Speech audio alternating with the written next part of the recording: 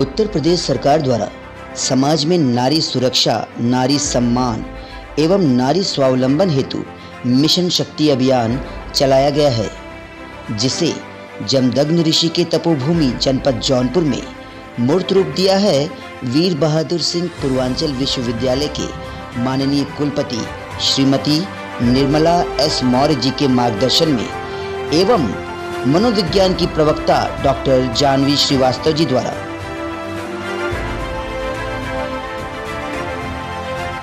ये जो आप परिवर्तन देख रहे हैं, इसके पीछे कड़ी मेहनत लगी है। आइए देखते हैं कि कैसे आखिर ये असंभव कार्य संभव हुआ। इसकी शुरुआत 17 अक्टूबर सन 2020 को मिशन शक्ति मेगा लॉन्च के माध्यम से हुआ, जिसमें ऑनलाइन वेबिनार के माध्यम से शिक्षकों, छात्रों व अन्य विभागीय कर्मचारियों द्वारा एकजुट होकर जागरूक किया गया।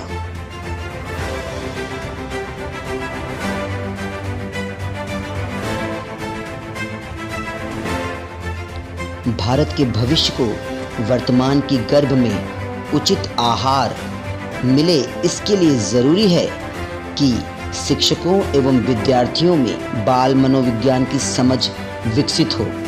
इस उद्देश्य को लेकर 20 अक्टूबर सन 2020 को एक और ऑनलाइन वेबिनार किया गया।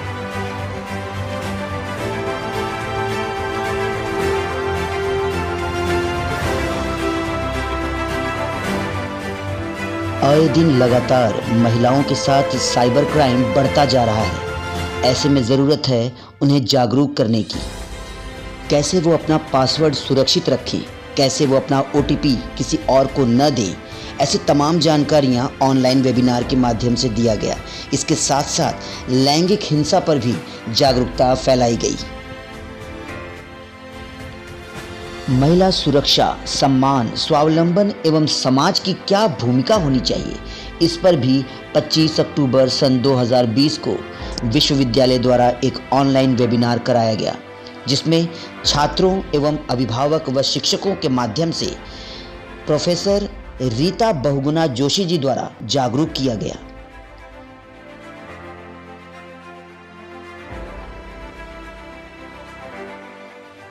युवा अवस्था झंझावात की अवस्था होती है। ऐसे में ज़रूरी है कि उनकी भावनात्मक स्वास्थ्य को नज़रअंदाज न करें, क्योंकि यदि वो अस्वस्थ हुए मानसिक तौर पे तो वो ज़रूर गलत कदम उठा लेंगे। इस बात को ध्यान में रखते हुए एक ऑनलाइन वेबिनार का आयोजन किया गया, जिसमें डॉक्टर जानवी श्रीवास्तव ने लोगों के भावनात्मक स्वास्थ्य पर प्रकाश डाला। महिलाओं को उनके स्वास्थ्य के प्रति जागरूक करने हेतु डॉक्टर जानवी श्रीवास्तव ने मलिन बस्तियों में जाकर उन्हें जागरूक किया, उन्हें बताया कि स्वास्थ्य कितना ज़रूरी है, क्योंकि हेल्थ इज़ वेल्थ।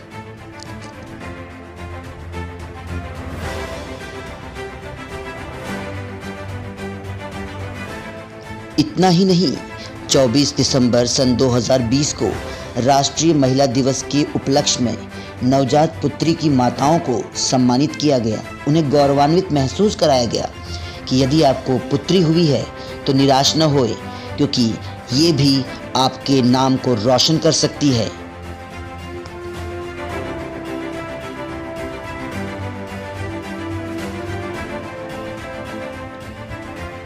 परिषदीय विद्यालय कुकड़ीपुर के जूनियर हाई स्कूल में महिला सुरक्षा एवं सशक्तिकरण विषय पर एक संगोष्ठी का आयोजन किया गया। संगोष्ठी में परामर्शदाता डॉक्टर झांसी मिश्रा ने वैश्विक महामारी कोविड-19 से बचने और सावधानी बरतने के उपाय बताए। इसके साथ साथ डॉक्टर पूजा सक्सेना ने छात्राओं को मासिक धर्म के समय होने वाली समस्याओं पर विस्तृत जानकारी दी। अंतर्राष्ट्रीय महिला दिवस की पूर्व संध्या पर विभिन्न क्षेत्रों में विशेष योगदान देने वाली महिलाओं, जैसे आंगनबाड़ी, स्वयं सहायता समूह की बहनें, शिक्षा जगत, पुलिस विभाग एवं खेल जगत से कुल 34 महिलाओं को समाज में उनके उत्कृष्ट योगदान हेतु स्मृति चिन्ह, अंग वस्त्रम तथा सम्मान पत्र देकर सम्मानित किया गया। तथा साथ ही साथ जिले के करीब 1000 महिलाओं को कोविड-19 गाइडलाइन सुरक्षा का पालन करते हुए समारोह में आमंत्रित कर उन्हें समाज में उनके द्वारा दिए जाने वाले योगदान हेतु प्रोत्साहित करते हुए उन्हें अंगवस्त्रम एवं अभिप्रेरणा पत्र देकर सम्मानित किया गया।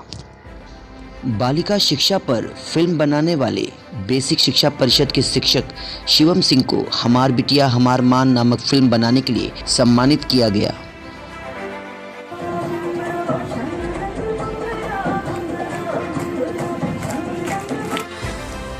कुपोषण के प्रति जागरूक करने हेतु ग्रामीण परिवेश के अभिभावकों को स्वस्थ शिशु प्रतियोगिता में प्रतिभाग करने के लिए प्रोत्साहित किया गया।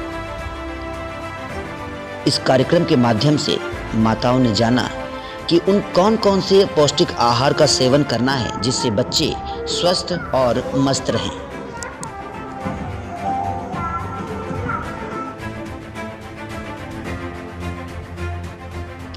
महिलाओं को आत्मनिर्भर व आर्थिक रूप से मजबूत बनाने के उद्देश्य से कई प्रशिक्षण दिए गए, जैसे राखी बनाने की विधि, अगरबत्ती बनाने के तरीके, अचार, चूड़ी व अनरसा बनाने की विधियां बताई गईं। कुलपति महोदय की बेटी डॉक्टर डॉली जी ने 2500 रुपये की राखी व 2100 रुपये की चूड़ियां खरीदकर हस्त निर्मित वस्तुओं की जांच भी की, जिसके बाद विश्वविद्यालय इन तमाम वस्तुओं को विक्रय हेतु एक मेले का आयोजन कराया गया, जिसका उद्देश्य इन महिलाओं को आत्मनिर्भर बनाने व आर्थिक रूप से संपन्न बनाने के लिए था। इस सावन मेले का उद्घाटन माननीय राज्यसभा सांसद श्रीमती सीमा द्विवेदी जी के कर कमलों द्वारा कराया गया।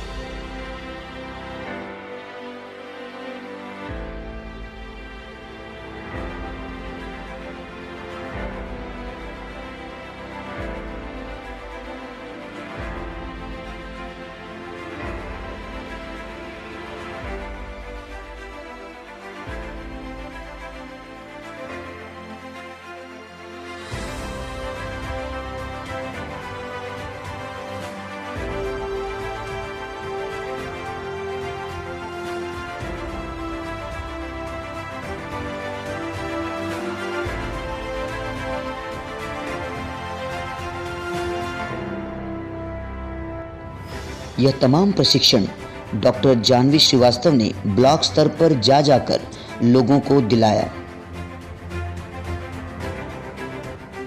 पोषक आहार हर व्यक्ति के लिए ज़रूरी है, परंतु देखा जाए तो महिलाओं के लिए खास तौर पर ये मायने रखता है क्योंकि वो जननी हैं।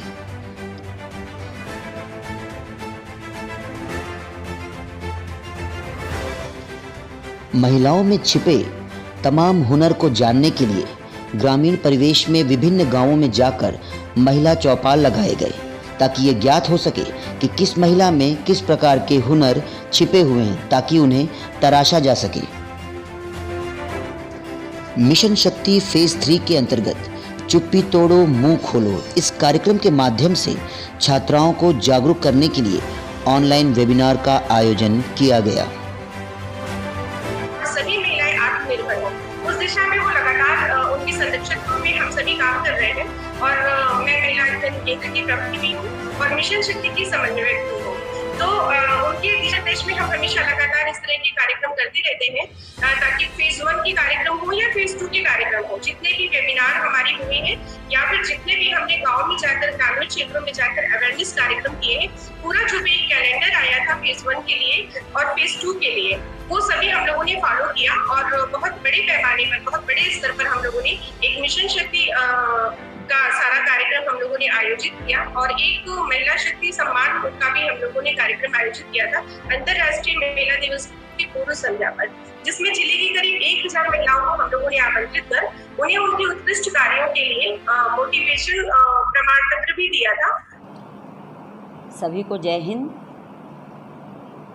आज बड़ी खुशी है कि महिलाओं के लिए भारत सरकार बहुत कुछ सोच रही है।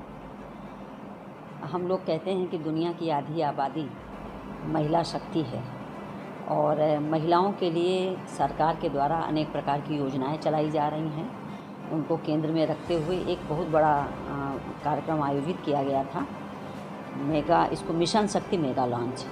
तो ये इसका उद्देश्य ये था कि हमारे समाज में, भारतीय समाज में जो विभिन्न क्षेत्रों में महिलाएं कार्य कर रही हैं, तो उनको कहीं न कहीं एक मंच मिले जिससे कि वो और ज़्यादा उत्साह से अपने कार्यों को संपन्न कर सकें। उसके लिए ये योजना 17 अक्टूबर को शुरू हुई थी, मिशन शक्ति।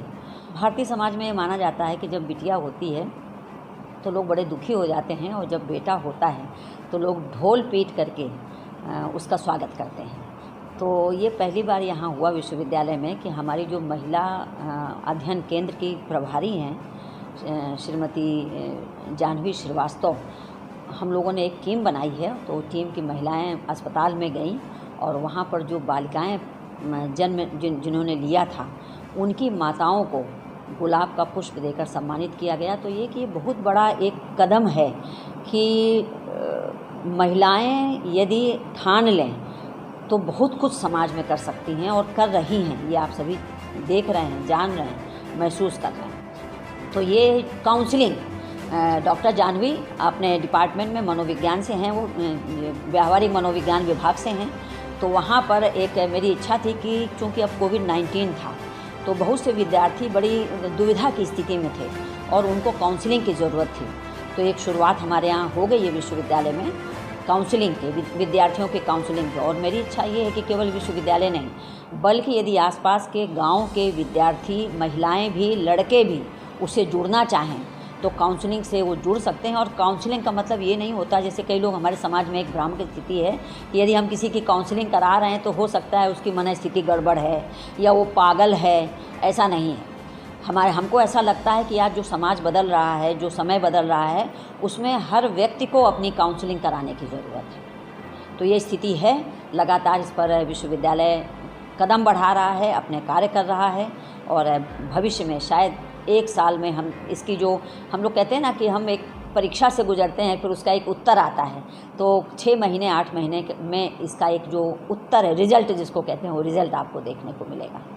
तो बहुत काम करेंगे हम लोग, विश्वविद्यालय करेगा और भरसक कोशिश ये रहेगी कि हम एक अच्छी तैयारी के साथ आगे बढ़ें। धन्यवाद, नमस्कार।